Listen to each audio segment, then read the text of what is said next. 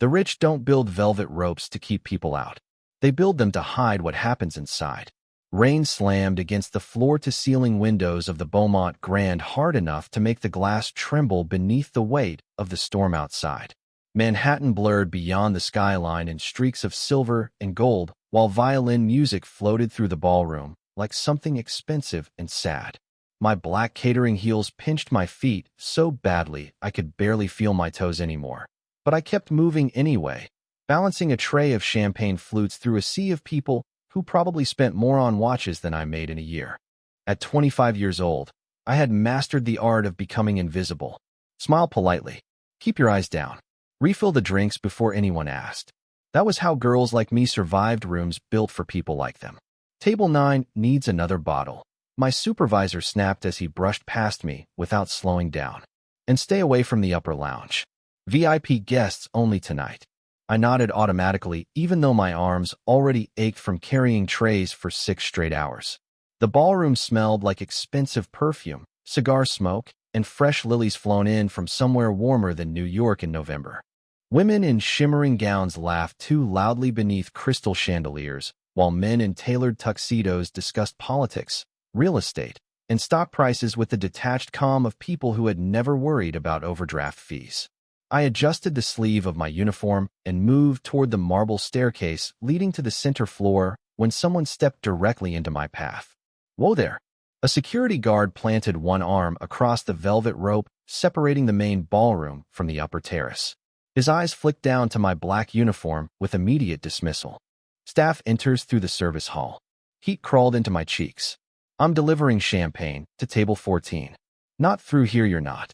Several nearby guests turned toward us, pretending not to stare while absolutely staring. I could already feel the embarrassment crawling up my throat.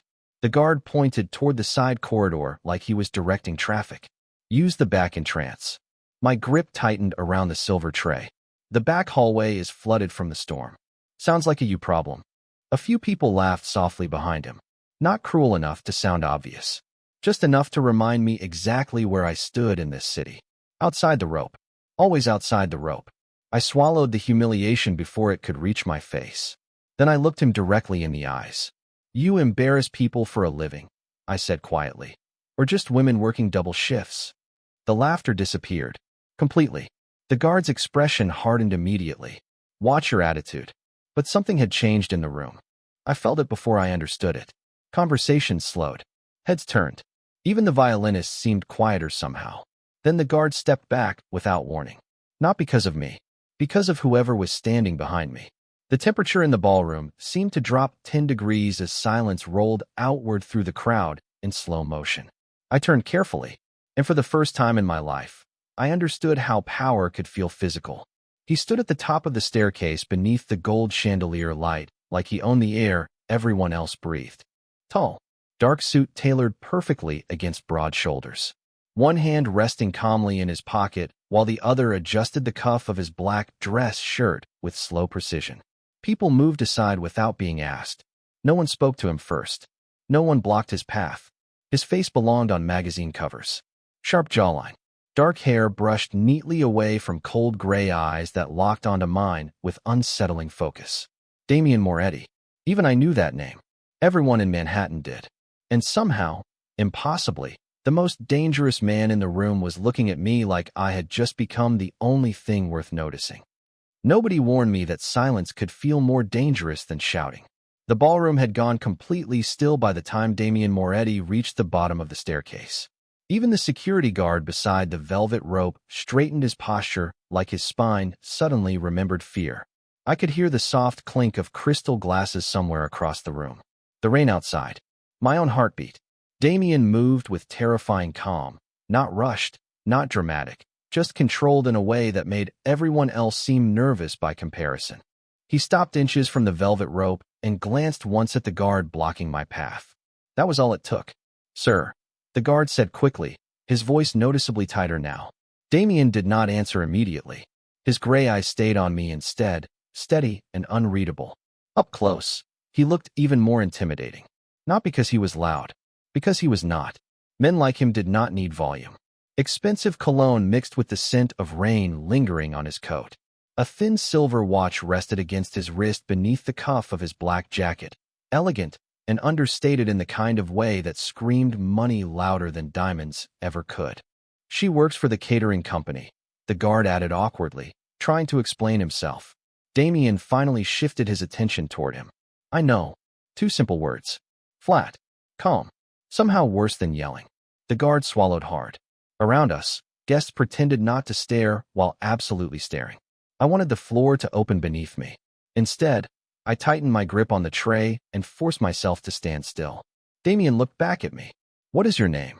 His voice carried the faint edge of an Italian accent buried beneath years of Manhattan polish. Claire Bennett. Claire. The way he said my name made it sound strangely deliberate, like he was committing it to memory. His gaze dropped briefly to the tray balanced against my fingertips. You were delivering champagne. That was the idea before your security team decided humiliation was part of the entertainment tonight. One of the women nearby inhaled sharply at my tone.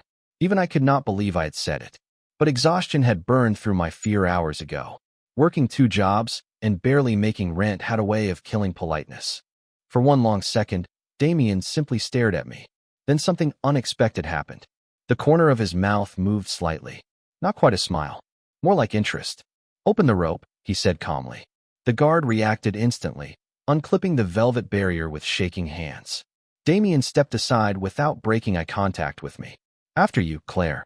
The entire ballroom watched as I crossed into the VIP section. I could feel it. Their judgment. Their curiosity. Women in couture gowns tracking every step of my worn black heels against imported marble. Men with billion-dollar smiles silently trying to figure out why Damien Moretti had just publicly sided with a catering waitress. I should have thanked him. That was what normal people would do. Instead, I stopped beside him and lowered my voice. I did not need rescuing. Another dangerous silence settled between us. His eyes narrowed slightly, studying me with unnerving focus. No, he said at last. You did not. Somehow that answer unsettled me more than arrogance would have. Across the upper lounge, a server rushed to take the tray from my hands before I dropped it from pure adrenaline. Damien remained beside me while conversations slowly resumed around us in cautious whispers. Nobody approached him directly. Nobody interrupted. It was like standing beside the center of a storm everyone else knew better than to enter. Then one of the men seated at the private lounge table rose to greet him. Mid-40s. Slick gray suit. Political smile. Damien, he said warmly, extending his hand. The senator just arrived. Damien barely acknowledged him. His attention stayed on me another second too long. Enjoy the party, Claire. I almost laughed at that. Girls like me did not enjoy parties like this. We cleaned them up after everyone else left. But before I could answer, one of the ballroom doors suddenly opened and a cold gust of rain swept inside with a group of late-arriving guests. Every head near the entrance turned at once. Because the men walking in were not politicians. They were not businessmen either. And judging by the subtle shift in Damien Moretti's expression, they were definitely not expected. Rich people smiled differently when danger walked into the room. The men entering through the ballroom doors wore dark tailored coats, still damp from the rain outside, their polished shoes leaving faint watermarks against the marble floor as they crossed beneath the chandeliers. Nobody announced them, but the atmosphere shifted instantly anyway. Conversations lowered. Laughter thinned out. Even the waitstaff moved more carefully, like instinct alone told them to stay out of the way. I stood frozen beside the VIP lounge watching Damien Moretti carefully button one sleeve of his jacket while his expression turned unreadable again. The warmth from earlier vanished so fast I almost thought I imagined it. One of the arriving men removed leather gloves slowly as his eyes scanned the ballroom. Tall, broad shoulders, pale blonde hair slicked neatly back. He looked less like a criminal and more like the kind of executive featured on magazine covers beside headlines about billion-dollar mergers. But the men surrounding him moved with the same silent alertness as Damien's security team. Dangerous recognized dangerous.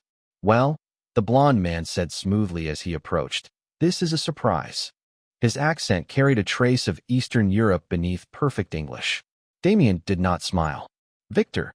The single word landed cold between them. I should have walked away. Any smart person would have.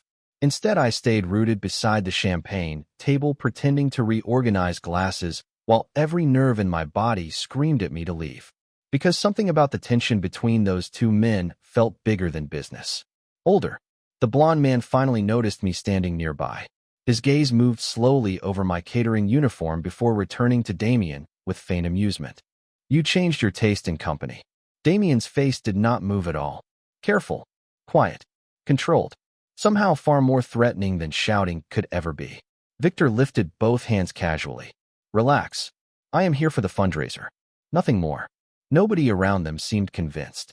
A woman near the lounge quickly grabbed her husband's arm and guided him toward the opposite side of the ballroom. Even the musicians looked nervous now, their violin melodies slightly uneven beneath the growing tension. I lowered my eyes toward the tray in front of me, trying to disappear back into the background where I belonged. Then Damien spoke without looking at me. Claire. My head lifted automatically. Stay inside the upper lounge tonight. The request caught me off guard. I still have tables downstairs. Not tonight. Victor's expression sharpened with interest immediately. Claire, he repeated slowly. So the mysterious waitress has a name. My stomach tightened. Damien stepped slightly closer to me then, subtle enough that most people would never notice it. But I did. A barrier. Protective without touching me. You should return to your guests, Damien told Victor calmly. The blond man studied him for one long second before smiling again. But there was nothing warm about it now. Enjoy your evening. As soon as Victor walked deeper into the ballroom, Damien's security team quietly repositioned themselves around the upper terrace exits. Fast, efficient, practiced. The realization sent cold unease crawling through my chest. This was not rich people drama. This was something else entirely. I finally looked at Damien directly. Who was that? His jaw tightened slightly before he answered. Someone you should stay away from.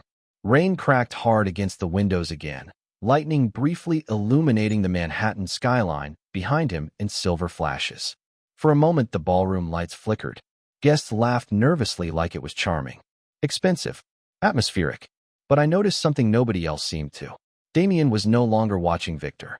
He was watching every entrance to the room instead, calculating distances, timing movements, reading people. And suddenly I understood something terrifying about Damien Moretti. He never relaxed. Not even for 1 second. One of the servers hurried toward me then, clearly panicked. Claire, thank God. We are short upstairs. They want you in the private dining corridor. Damien's eyes snapped toward the young server immediately. Who sent her? The server hesitated, just for half a second. But Damien noticed. So did I. Mr. Calloway. The server answered quietly. Damien's expression darkened instantly. Absolutely not. But before anyone could say another word, the ballroom lights cut out completely. The morning light in the mansion felt different from anything I had ever known. Not warm, not comforting, but controlled, filtered through tall windows like it had been carefully edited before reaching me.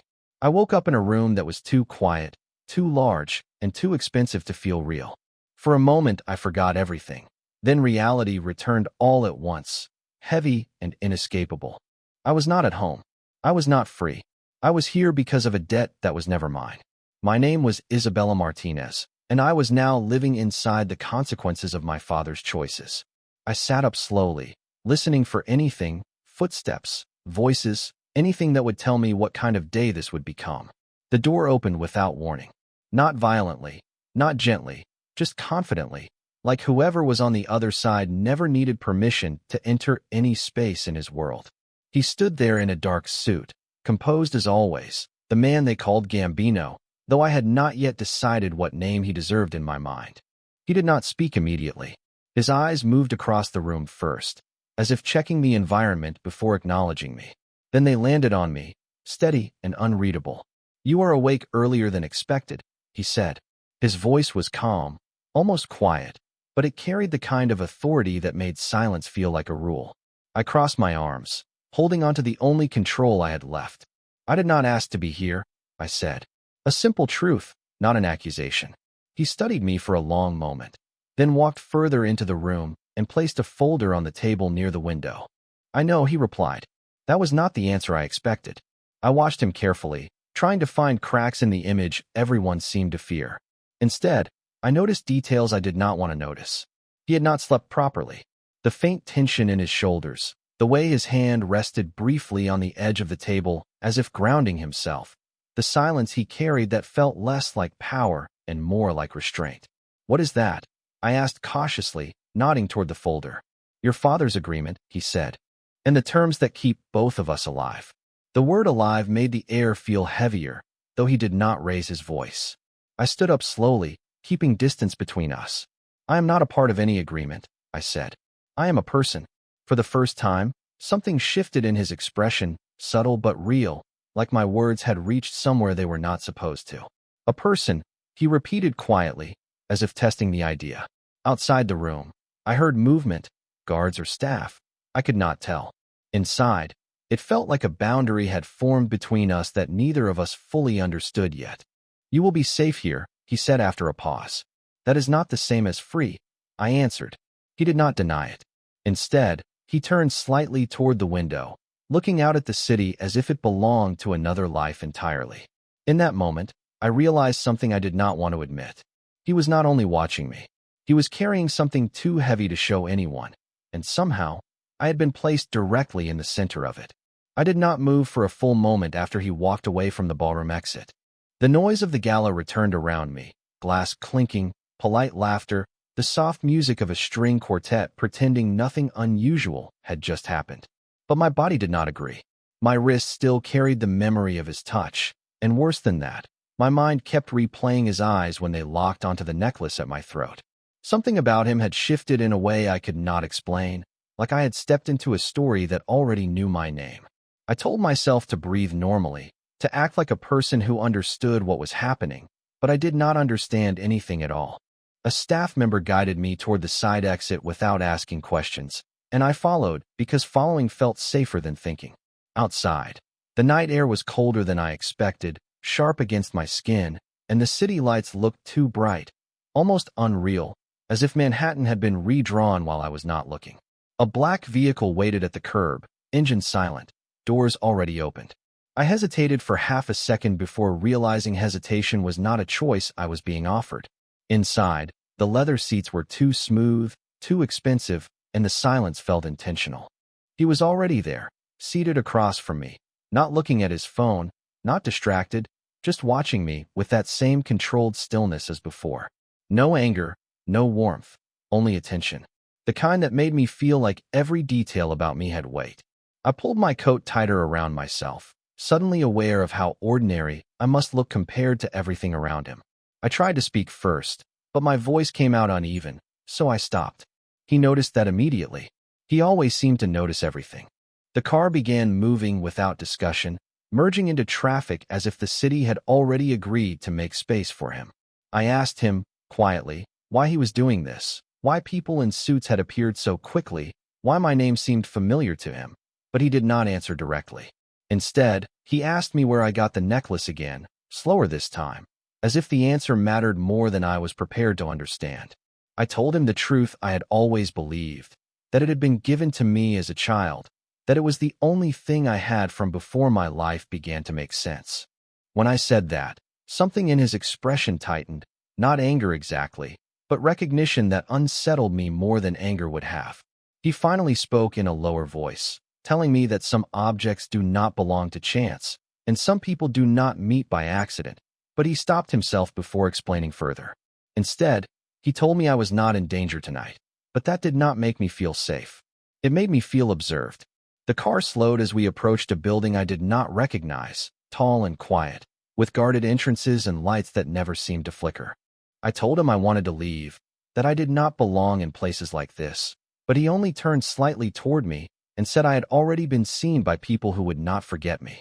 Then he added, almost as an afterthought, that from this moment forward, my life would no longer move unnoticed. The words settled between us like a locked door closing softly, and I realized the scariest part was not him, but the feeling that somewhere in my past, something had already connected us long before I ever knew his name. I did not realize how tightly I was holding my breath until the car stopped. The building in front of us was not loud or dramatic, just quiet in a way that felt intentional, like the city itself had decided to lower its voice. The doors opened before I could reach for the handle, and I stepped out slowly, my legs unsteady in a way I tried to hide. Inside, The air was cooler, controlled, almost sterile, like everything had been designed to remove uncertainty. I expected questions from security, from staff, from anyone, but no one stopped me. That silence felt heavier than words. He walked beside me without touching me, but close enough that I was always aware of where he was, like a fixed point in a room that refused to move. We passed through a corridor lined with soft lighting and abstract art that felt expensive but impersonal, as if wealth had replaced personality. At the end of the hall, he finally spoke again, saying my full name slowly, like he was testing how it felt in his voice. I told him he already knew too much about me, that I did not understand why I was here, and this time he stopped walking. When he turned to face me, his expression was no longer distant, but carefully restrained, as if he had been holding back something for a long time. He asked me again about the necklace, not as a question of curiosity, but as if it were a key to something locked between us. I touched it without thinking, feeling the small metal anchor against my skin, suddenly aware of how often I had reached for it without understanding why. I told him what I had always been told, that it was given to me after I was found as a child, that there were no records, no explanation, only a single piece of jewelry that never made sense. For the first time, his composure broke in a way so small most people would have missed it. His eyes softened, not with relief, but with recognition that carried weight. He said a name under his breath, not mine, but someone else's, and the sound of it made the air feel different. I asked him what that meant, but he did not answer directly. Instead, he stepped closer, just enough that I could see the details of his expression without the distance I had been relying on. He told me there are things people are never meant to forget, even when time tries to erase them, and that the necklace was not a coincidence but a trace. I felt my throat tighten as I asked him if he knew me before tonight, if this was some mistake, but he only looked at me for a long moment, as if choosing every word carefully. Finally, he said that if I stayed here even for a short time, I would begin to see connections I had spent my entire life walking past without noticing. The way he said it was not threatening, but it made the room feel smaller, like truth itself was beginning to close in. I realized then that whatever this was, it was not about being taken somewhere new. It was about something from my past finally catching up to me in a way I could no longer ignore. I stood there in the quiet corridor, feeling like the air had changed in a way I could not name. Every step I had taken in my life until this moment suddenly felt like it was leading here without my permission.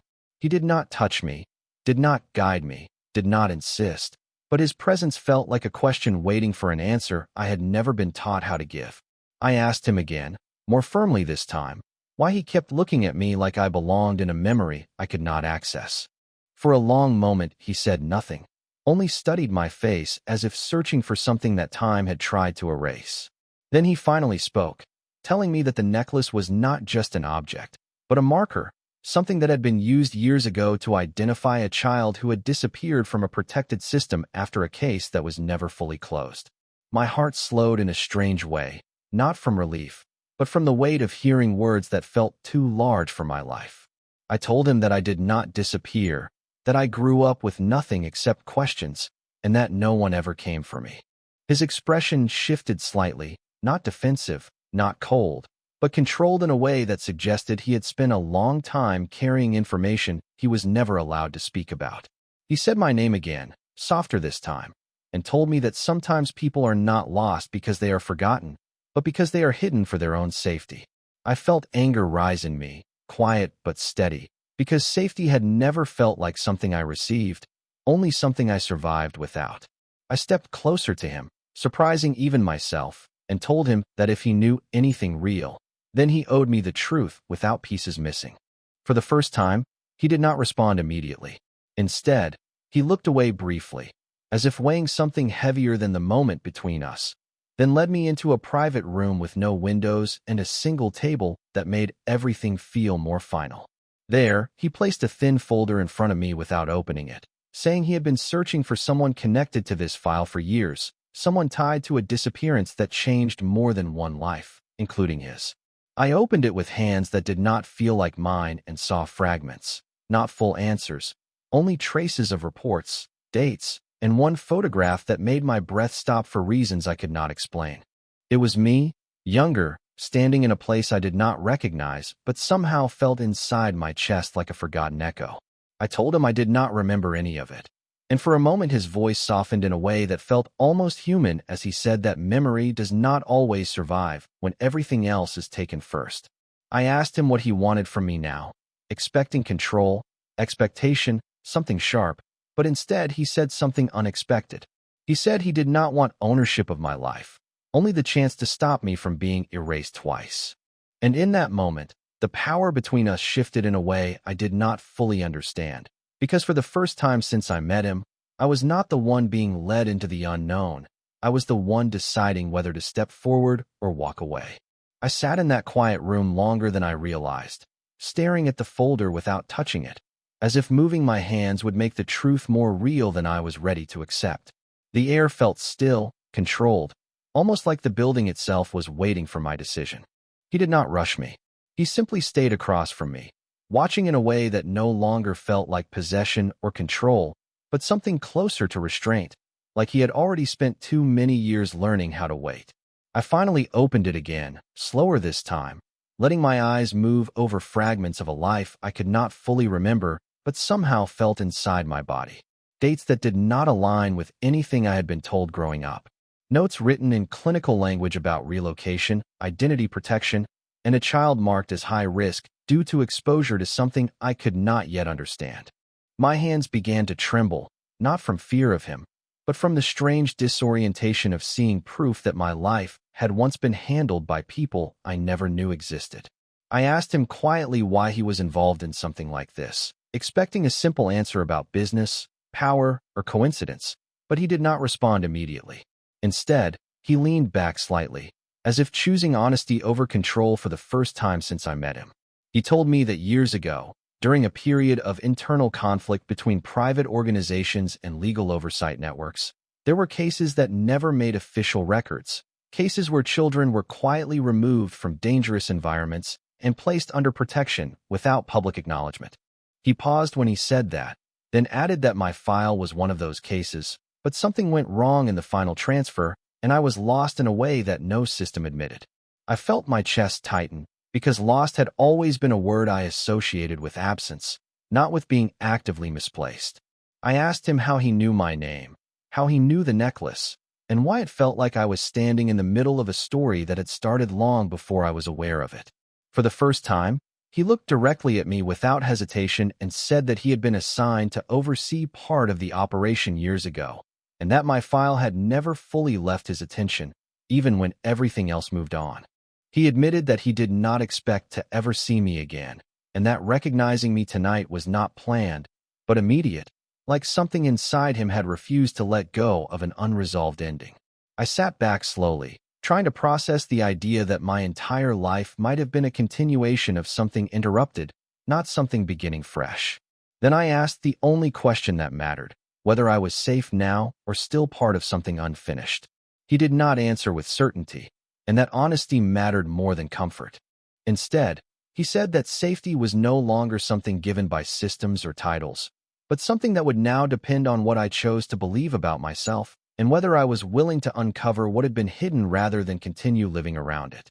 In that moment, I realized the choice in front of me was not about him or about the folder, but about whether I was ready to reclaim a life that had once been taken out of my hands without my consent.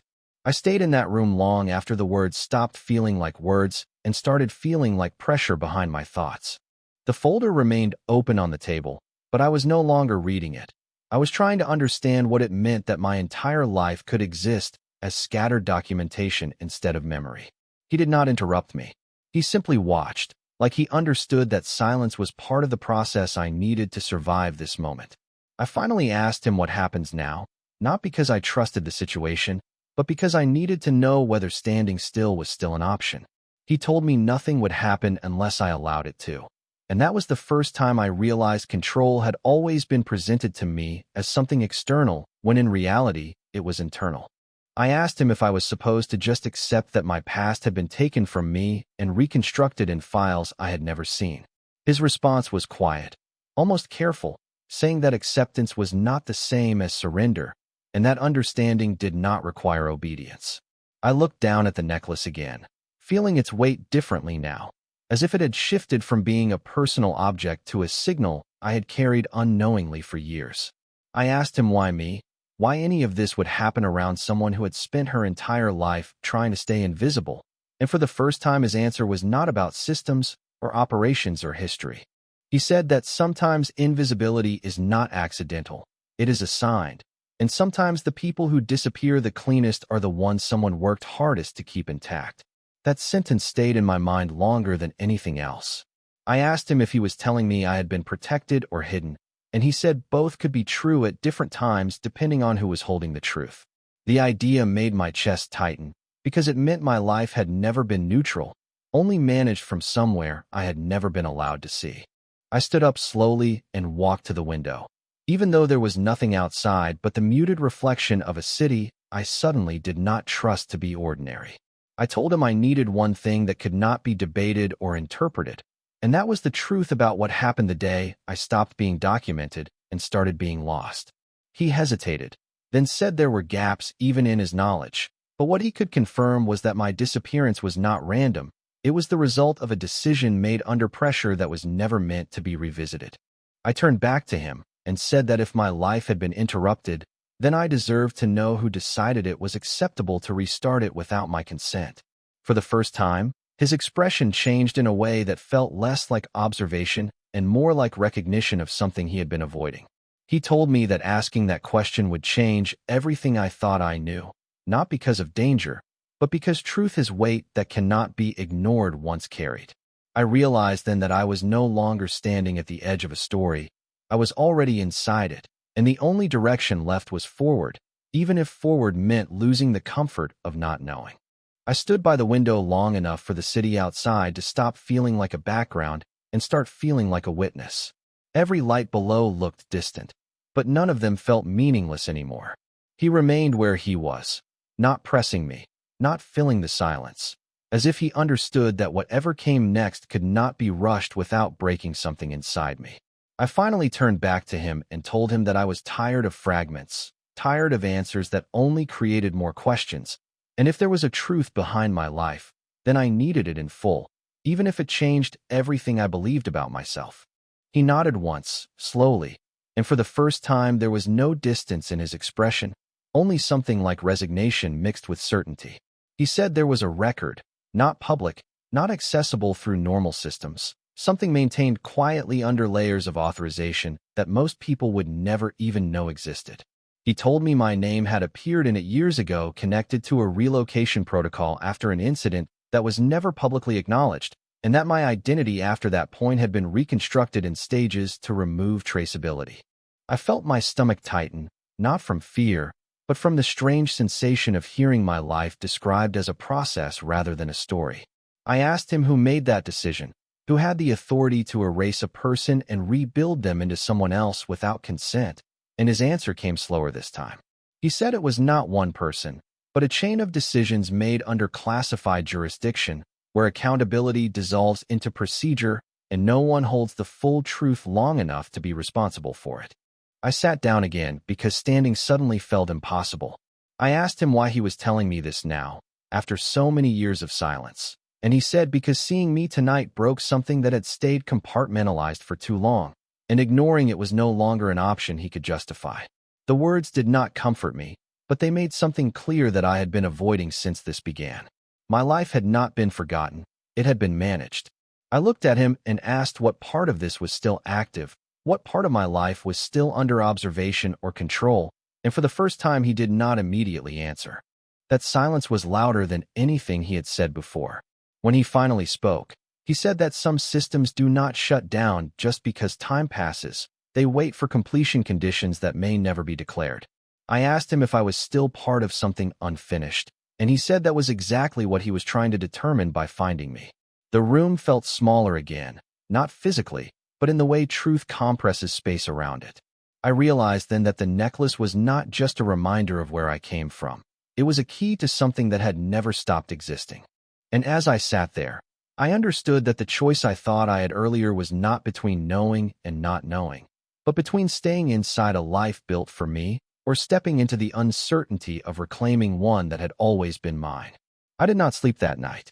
The room I was given stayed quiet in a way that made every thought louder than it should have been. The necklace rested against my skin like it had become heavier, not in weight, but in meaning, as if it had absorbed everything I had learned and refused to let me forget it. He did not leave immediately. He stayed near the doorway for a long time, not watching me in a controlling way, but in a way that suggested he was measuring what the truth had done to me. I finally asked him what happens to me now, not as a question about safety, but as a question about identity, because I no longer knew where one ended and the other began. He said that nothing would happen to me that I did not choose to engage with, but the world around me might begin reacting differently now that certain records were no longer buried. I told him that sounded like I was being placed in the center of something without consent again, and this time he did not disagree. Instead, he said that some truths do not ask for permission before becoming relevant. The words should have frightened me more than they did, but instead I felt a strange clarity forming underneath the confusion. I asked him what he wanted from me personally, not from whatever system he had been part of, and there was a long pause before he answered. He said that he wanted to make sure I was not erased again, not physically, not administratively, not in any way that would leave me without a trace of choice. I asked him why he cared, and that question seemed to land differently than the others.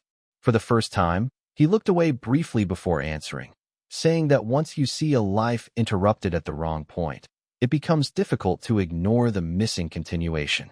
I stood up slowly and walked closer to the table where the folder still lay open, because I needed to see it again with clearer eyes. I asked him if there was anything inside it that pointed to where I had been before the relocation. Any location, any name, any anchor I could use to understand myself beyond fragments.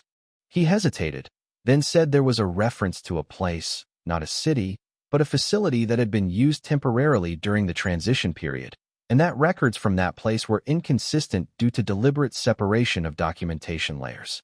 I told him I wanted to go there, not because I expected answers to appear easily, but because I could no longer accept living at a distance from my own history. He did not immediately refuse or agree. Instead, he studied me for a long moment, as if trying to determine whether this decision came from fear or from something stronger than fear. Finally, he said that if I went, I would not only be looking backward, I would be entering a space where parts of my present identity might start to destabilize. I told him that stability built on ignorance was not stability at all. That was the first time I saw something like acceptance in his expression, not approval, but recognition that I had crossed a threshold he could no longer pull me back from. He closed the folder gently and said we would not go immediately, because rushing into incomplete history often creates more distortion than clarity. I nodded, even though waiting felt unfamiliar now, like a habit I had outgrown in a single day. As he finally turned to leave the room, I realized something quietly unsettling, that I was no longer afraid of what I might find about my past. I was afraid of how much of my present life might turn out to have been built on top of it without me ever knowing. I woke before the sun fully rose, not because I was rested, but because my mind refused to stay still any longer. The room was quiet in the way that only expensive silence can be: soft walls, controlled temperature, no sound except my own breathing. For a moment, I did not remember where I was, and that brief gap of confusion felt more honest than everything that came after it. Then the memory returned, the folder, the necklace, his voice, and the realization that my life had been split into versions I could no longer separate cleanly. I sat up slowly, feeling the weight of everything I had learned settle back onto my shoulders. When I stepped into the hallway, he was already there, standing as if he had not moved all night. He looked at me without surprise, as if he expected this exact version of me to appear at this exact time. I told him I could not wait anymore, that whatever facility he mentioned, I needed to see it now, because waiting was beginning to feel like another form of forgetting. He studied me for a moment, then nodded once, not in agreement, but in acknowledgement that resistance was no longer the stronger force between us. He said the location was not far, but it was not simple either, because it no longer functioned as what it used to be. I asked him what that meant, and he said it had been decommissioned years ago, its purpose dissolved into layers of reclassification, but certain structures still remained even when their official identity did not. We left shortly after, without ceremony, without announcement, just the quiet decision to move forward. The drive felt different from the first time, less like being taken somewhere and more like approaching something that had been waiting patiently. I watched the city shift outside the window, noticing how ordinary everything looked despite the fact that my internal world no longer felt ordinary at all. At one point, I asked him if he had ever felt uncertain about the truth he worked around, and he answered without looking at me, saying uncertainty was part of the structure, not an exception to it. The words did not comfort me, but they made the situation feel more real, not less. After nearly an hour, the buildings grew fewer, the streets quieter, and the landscape began to change into something less maintained, more forgotten. The facility appeared gradually, not as a single reveal, but as a collection of structures that seemed to have lost their original purpose while still refusing to disappear. There were no signs welcoming entry, only remnants of boundaries that once mattered. I stepped out of the vehicle and felt a shift in the air that I could not explain, like standing near something that had absorbed too many stories without releasing them. He walked beside me as we approached the entrance, but this time I was the one moving first. Inside, the corridors were dim, not abandoned, but paused, as if the building itself had been waiting for instructions that never arrived. I ran my hand lightly along a wall and felt nothing familiar, yet something in my chest reacted anyway, a sensation without memory. I asked him where we were supposed to begin, and he said we begin wherever something still responds. That answer made no logical sense, but I understood it in a different way, as if logic was no longer the only system operating here. As we moved deeper into the structure, I realized I was not searching for confirmation anymore. I was searching for continuity, something that could connect the person I was now to the person I had been before everything was rearranged.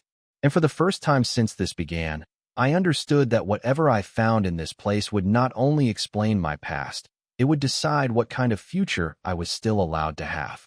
I moved deeper into the facility, each step echoing softly against surfaces that felt too still, as if sound itself was being absorbed rather than reflected. The air was colder here, not in temperature alone, but in presence, like the building had not been used in a long time yet refused to admit abandonment. He walked slightly behind me now, not leading, not pulling, simply close enough that I could feel his awareness without it touching my decisions. I stopped at a junction where two corridors split in opposite directions and realized I was waiting for something external to guide me.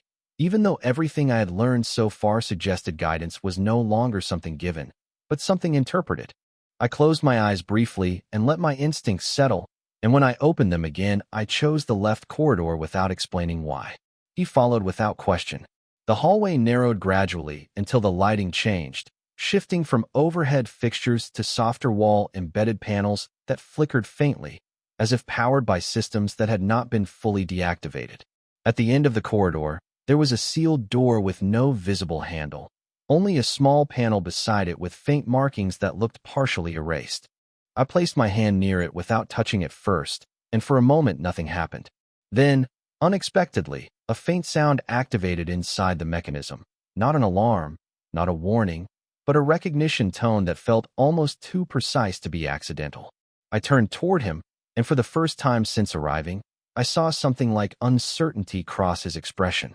He stepped forward and studied the panel, then said quietly that this access point should not still be responsive, not after all this time. I asked him what that meant, but he did not answer immediately. Instead, he reached into his coat and retrieved a small device, activating it briefly against the panel.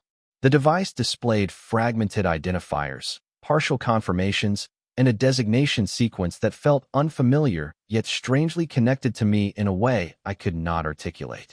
My name appeared, not as I knew it, but as a coded reference embedded within layers of classification. I felt my breath tighten as I asked him what I was looking at, and he said this was not entry authorization, but residual access memory, something left behind in systems that were never fully wiped because they were never designed to forget selectively. The door unlocked slowly, not with force, but with reluctance, as if the building itself was acknowledging a decision it had been waiting years to complete. When it opened, the room beyond was not what I expected. It was not empty, nor fully occupied, but suspended in a state between storage and observation, filled with archived materials, sealed containers, and digital terminals that still held faint traces of operational history. I stepped inside carefully, feeling a strange pressure in my chest that had no clear source, as if my body recognized the space before my mind could interpret it. On one of the terminals, a single file remained highlighted, not active, but preserved in a state of readiness. My name was attached to it again, along with a timestamp that predated everything I remembered about my life. I asked him if this was where my life had been decided, and he said quietly that it was more accurate to say this was where it had been paused. I stood there for a long moment, realizing that I was not looking at evidence of who I had been, but at proof that my existence had once been placed inside a system that treated human identity like something that could be stored, deferred, and reactivated. And in that silence, I understood that the truth I had been chasing was not a single revelation waiting at the end of this place, but a structure of decisions that had shaped me long before I ever had the language to question them.